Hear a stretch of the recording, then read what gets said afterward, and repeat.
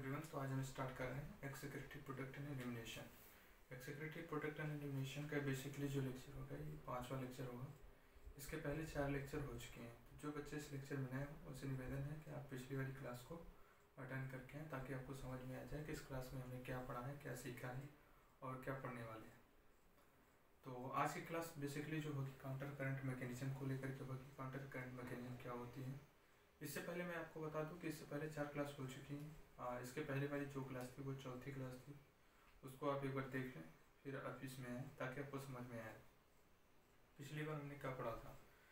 तो आज की क्लास जो हम स्टार्ट करने से पहले मैं आपको बता दूं कि पिछली क्लास में क्या पढ़ा था। थोड़ा सा रिकैप ले लेते हैं। पिछली क्लास में हमने पढ़ा गया था, पिछली क्लास में हमने पढ़ा था अल्ट्रा फिल्ट्रेशन, फिर ट्यूबुलर एब्जॉर्प्शन, फिर सिक्रीशन। मैंने अल्ट्रा फिल्ट्रेशन में पढ़ा था कि glomerular filtration PCT Bowman's capsule. Glomerular filtration यानी ultra filtration glomerular filtration basically होता क्या है।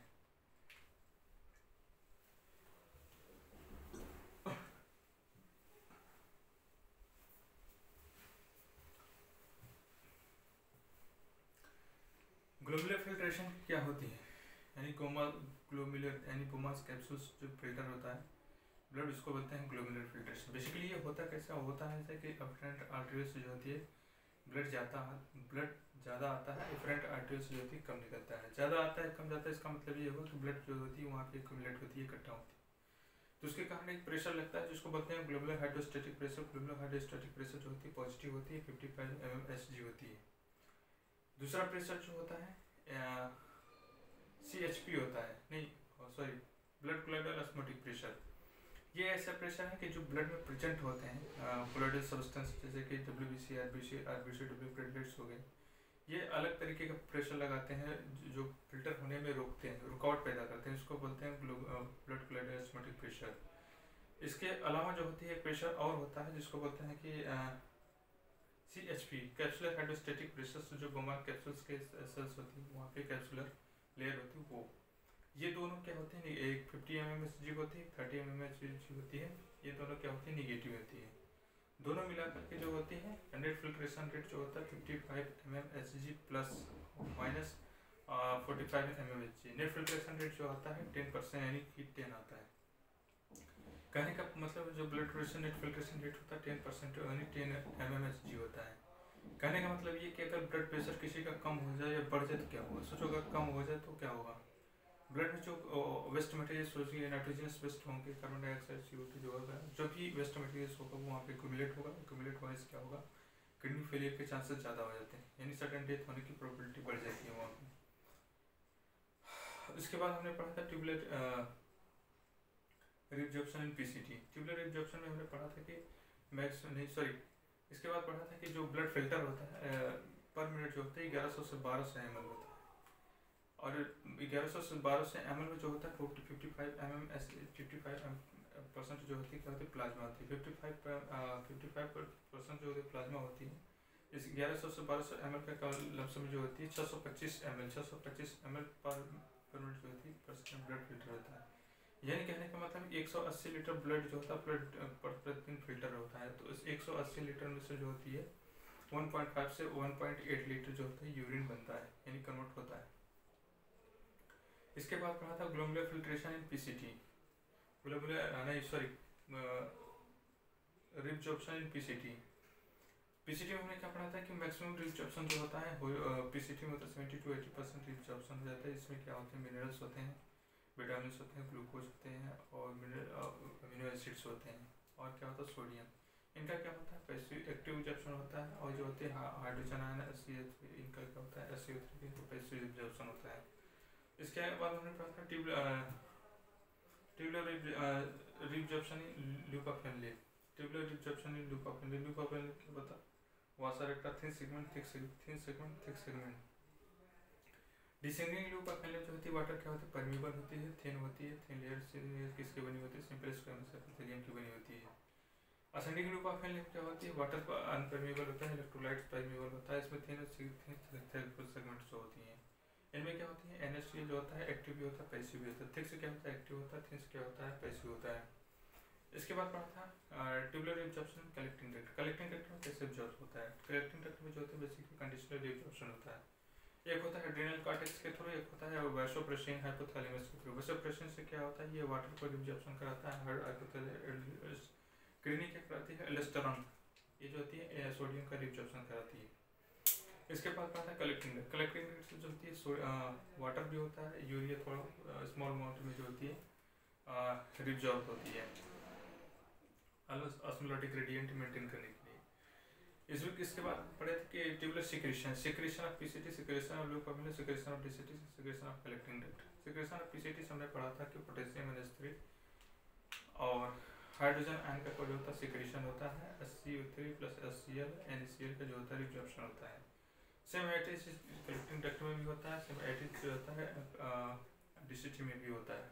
इसके बाद पढ़ा था फंक्शन पीसीटी। पीसीटी का फंक्शन क्या होता है? पीसीटी क्या करती है, ऑस्मोलैरिटी ग्रेडियंट को मेंटेन करने का काम करती है। 70 to 80% रिब्जॉर्प्शन होती है, ट्यूबुलर सिक्रेशन का काम करती है। इसके बाद लूप ऑफ बेसिकली ऑस्मोलैरिटी को मेंटेन करती है। डीसीटी में क्या होता है, कलेक्टिंग डक्ट, ट्यूबुलर रिब्जॉर्प्शन यानी कि कंडीशनल रिब्जॉर्प्शन होता है। कलेक्टिंग डक्ट में कहा था कि मैक्सिमम वाटर रिब्जॉर्प्शन होता है। एडीएच के रिसेप्टर्स जो होते हैं, वैसोप्रेसिन के रिसेप्टर्स जो होते हैं कलेक्टिंग डक्ट यानी कि कलेक्टिंग डक्ट में पाए जाते हैं, जिससे वाटर की रिब्जॉर्प्शन मैक्सिमम वहाँ से होती है। ये मैंने पिछली क्लास में पढ़ा था। तो आज हम पढ़ते हैं क्या, counter current mechanism. Counter current mechanism क्या कहते हैं? काउंटर का मतलब होता है दो साथ साथ चलता है, दो चीज़ें इसमें जो होती है साथ साथ पैरेलल में चलती हैं।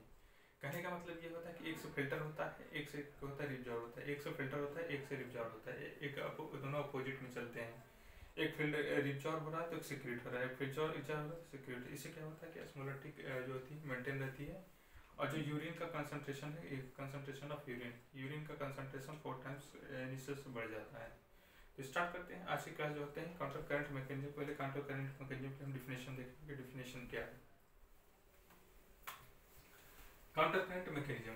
काउंटर करंट मैकेनिज्म बेसिकली जो होता है मैमल्स में होता है। Mammals ability to produce concentrated urine in the Henle loop and Vasaracta play a significant role in this. Osmolarity gradient towards the inner medullary is normally caused by the NaCl in urea. Osmolarity gradient जो होती है inner interstitial medulla जो होती है, जो maintain करती है, ये यूरिया होती है और क्या होती है NaCl. Human kidney जो होती है produces namely जो होती है 4 times concentrated of them the initial filter is formed. Human kidney जो होती है इनिशियल से जो होती है 4 टाइम कंसंट्रेटेड हो जाती है, उसमें आप दिखाएं। ये कार्टेक्स वाला पार्ट होता है, और ये जो होती है इनर में जो होती है मेड्यूला वाला पार्ट होता है। कार्टेक्स की जो स्मोलरिटी होती है 300 होती है, मेड्यूला की जो लास्ट में स्मोलरिटी हो जाती है 1200 यानी कि 4 टाइम्स कंसंट्रेटेड हो जाती है। ये होती है बोमास कैप्सूल। यहाँ होता है ग्लोमेरुलर, यहाँ पे क्या होता है ग्लोमेरुलर, यहाँ से अफरेंट आर्टरी आती है, यहाँ पे अफरेंट आर्टरी निकल जाती है, यहाँ पे जो होती है फिल्टर होता है, फिल्टर होने के बाद जो होता है यहाँ की स्मोलरिटी जो होती है 300 होती है। 300 जैसे स्मोलरिटी होती है यहाँ पे कम हो जाती है। देखिए यहाँ पे जैसे जैसे यहाँ के 300, यहाँ पे 400, यहाँ पे क्या आती है स्मोलरिटी कम है, सॉलिड को मेंटेन के लिए वाटर का जो होता है परमिबिलिटी जैसे जैसे स्मोलरिटी बढ़ती जाती है, कंसंट्रेशन बढ़ता जाता है, उससे क्या होती है वाटर का जो होता है यहाँ से फिल्टर होता रहता है, यानी कि स्मोलरिटी मेंटेन के लिए वहाँ से वाटर निकलता रहता है, यहाँ से परमिबिलिटी और नीचे जाने पर वाटर परमिबल होता रहता है। जैसे जैसे ये ऊपर जाता है तो यहाँ से क्या होता है कि NaCl निकल जाता है, NaCl जो होता है यहाँ से फिल्टर होता जाता है, इसमें जाता है वासारेक्टा में, और यहाँ से क्या होता है H2O जो होता है यहाँ पे इंटर करता रहता है। यहाँ से NaCl जाता है, यहाँ से इंटर क्या है H2O इंटर करता रहता है, ये दोनों मेंटेन होते रहते हैं आपस में। काउंटर का मतलब होता है साथ साथ दो पैरेलल में चलने पर अपोजिट चलने वाले, एक जा रहा है तो एक आ रहा है, एक जा रहा है तो एक आ रहा है। यहाँ से वाटर जा रहा है, यहाँ से NaCl आ रहा होगा, यहाँ से NaCl जा रहा है तो यहाँ से वाटर रिब्जॉर्ब होता है तो यहाँ से NaCl जा रहा है। देखिए एक में जा रहा है तो एक में निकल रहा है, एक में जा रहा है तो एक में। कहने का मतलब हो कि यहाँ 300 स्मोलरिटी 400 600 800 1200 लास्ट में स्मोलरिटी जो होती है 400 टाइम्स ऑफ कंसंट्रेटेड रहती है। इसको बोलते हैं वासारेक्टा।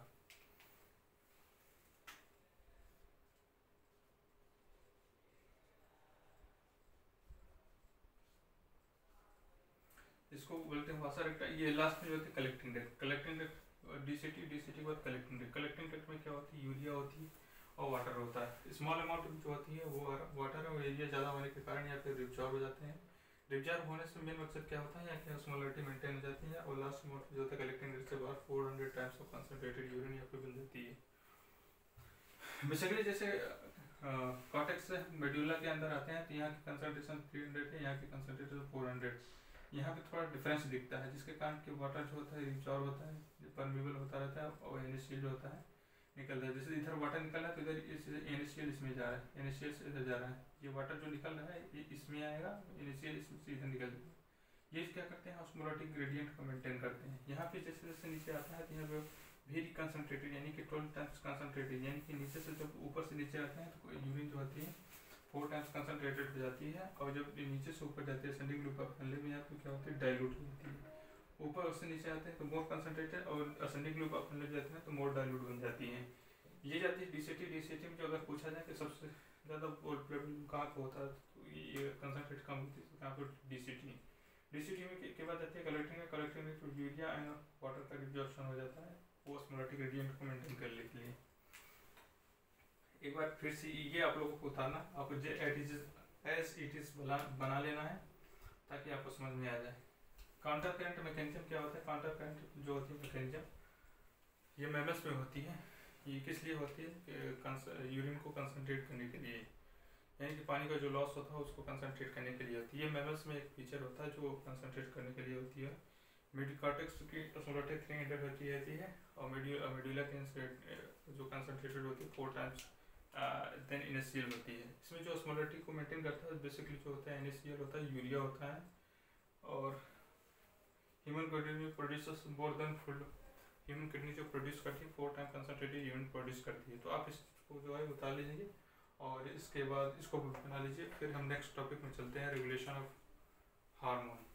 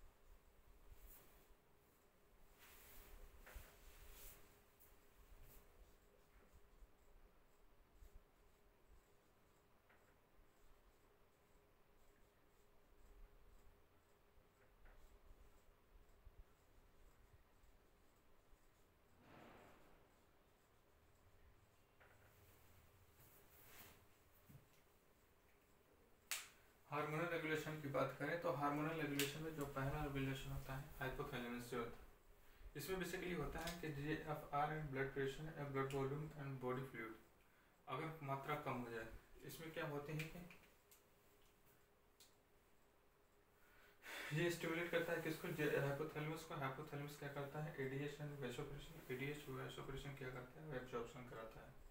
कहाँ पे कराता है, पीसीटी में कराता है और डीसी कलेक्टिंग डक्ट में कराता है। ये क्या करते हैं, एब्जॉर्प्शन क्या होता है, ब्लड प्रेशर बढ़ जाता है, मेंटेन हो जाता है, जीएफआर ब्लड फ्लूइड बढ़ जाता है। दूसरा regulation hormonal regulation of kidney.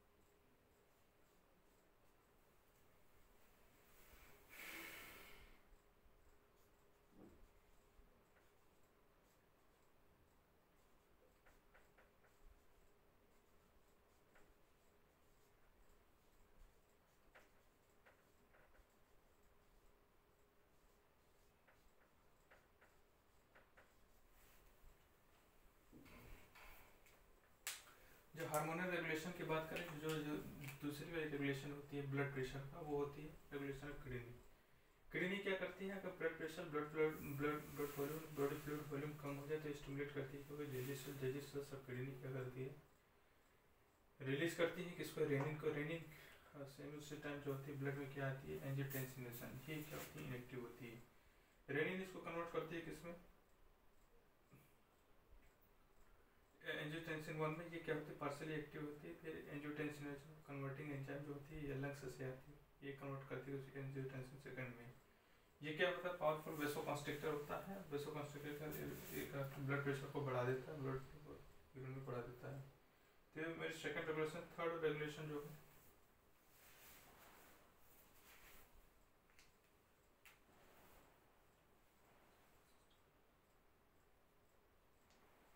इसको बोलते हैं रेनिन एंजियोटेंसिन एल्डोस्टेरोन सिस्टम, रास मैकेनिज्म।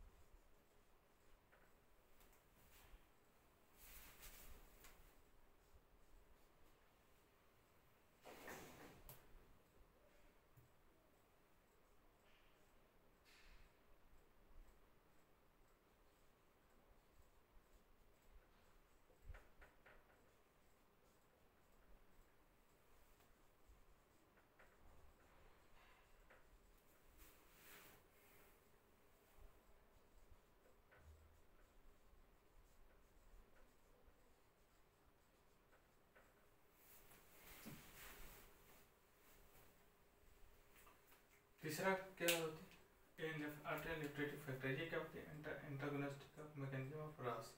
ये रास का क्या होता है, उल्टा होता है। इसमें उसमें क्या होता है, ब्लड प्रेशर कम हो जाती है, इसमें क्या होता है, ब्लड प्रेशर बहुत ज़्यादा हो जाता है। ब्लड प्रेशर जब बहुत ज़्यादा हो जाए, हाइपर हो जाए, तो ब्लड पास करेगा वॉल ऑफ आर्टरिया के हार्ट से पास करेगा तो रिलीज करेगा क्या, एनएफ। एनएफ क्या होता है, पावरफुल वेसोडाइलेटर होता है। ये डायलेट करता है जो होता है मेंटेन हो जाता है। जीएफआर ब्लड प्रेशर जो होती है मेंटेन हो जाती है। इसके बाद जो आती है हमारी टॉपिक डिसऑर्डर। हमारा जो मैकेनिज्म है, जो थर्ड मैकेनिज्म है ANF रेगुलेशन। ये क्या होती है, एंटागोनिस्टिक होती है। किसका, वो क्या बोलते हैं उसका, ह्रास का जो होता है एंटागोनिस्टिक होता है। इसमें क्या होता है, ब्लड प्रेशर ज़्यादा कम होता है, और इसमें क्या होता है, ब्लड प्रेशर बहुत ज़्यादा होता है। ब्लड प्रेशर बहुत ज़्यादा होने से क्या होता है कि जब ब्लड पास करता है वो वाल ऑफ एट्रिया के हर्ट से, तो वहाँ से जो होती है ANF रिलीज करती है। ANF क्या होती है, अल्टरनेटिव फैक्टर। ये क्या होती है, बहुत पावरफुल वेसोडाइलेटर होती है। ये इनहिबिट कर देती है किसको, ह्रास मैकेनिज्म को।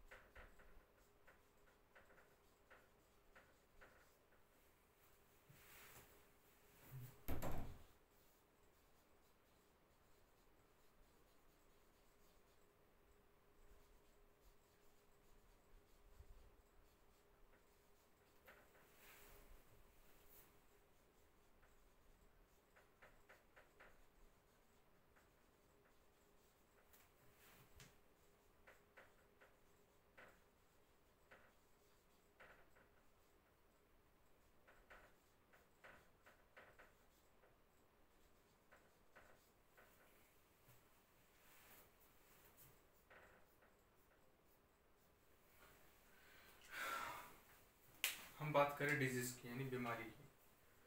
इसमें क्या होती है, डिसऑर्डर में क्या होता है, ग्लाइकोयूरिया। यूरिन में जब ग्लूकोज की मात्रा बढ़ जाए तो उसको बोलते हैं ग्लाइकोसीरिया, जिसको बोलते हैं डायबिटीज। ये कब होती है, जब इंसुलिन की मात्रा बॉडी में बनना बंद हो जाए। इंसुलिन बेसिकली क्या करता है, ग्लूकोज का जो होता है एब्जॉर्प्शन कराता है।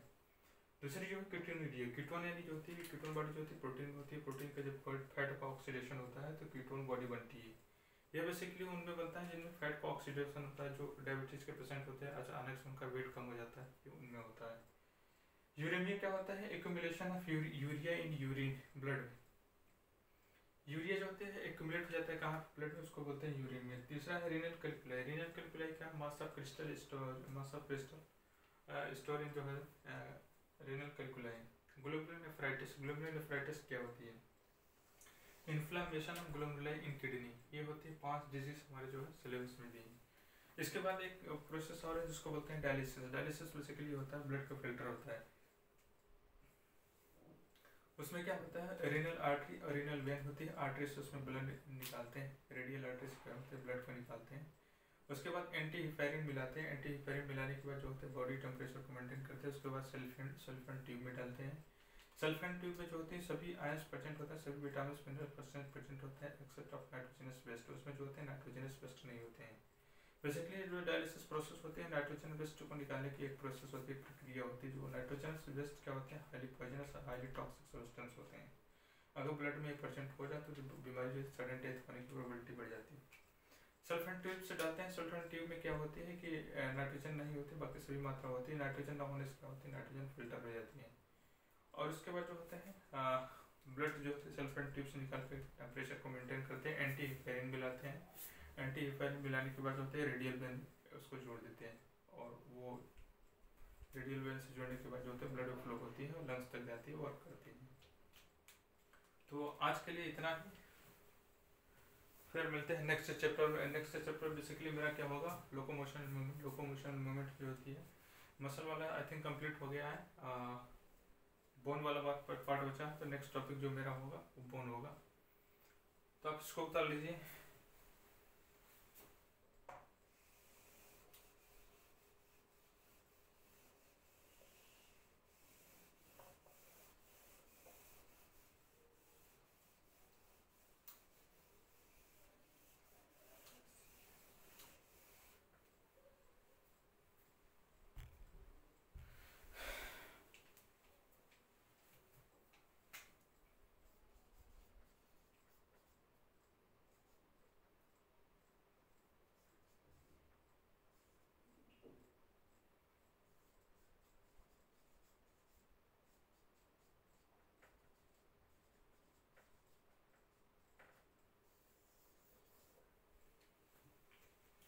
तो आज के लिए इतना ही। Thank you, best of luck, धन्यवाद आप लोगों को।